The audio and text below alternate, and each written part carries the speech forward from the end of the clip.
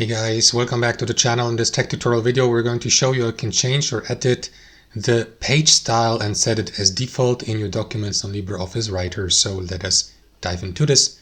So guys, in your document you will see this tab at the bottom, page style. You may click into it to gain access to that page style, to these page style settings. So from here you may navigate, for example, to the general tab in the top left and create a new page style.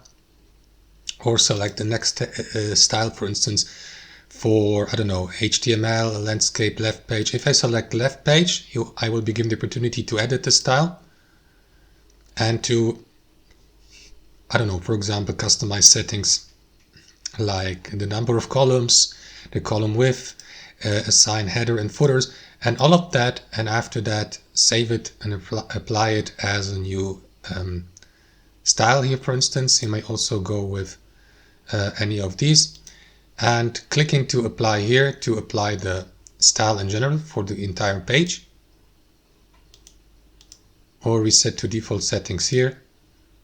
Or if I, for example, select HTML, it will look like this, and there you go. So that's how it works, guys. Thanks for watching.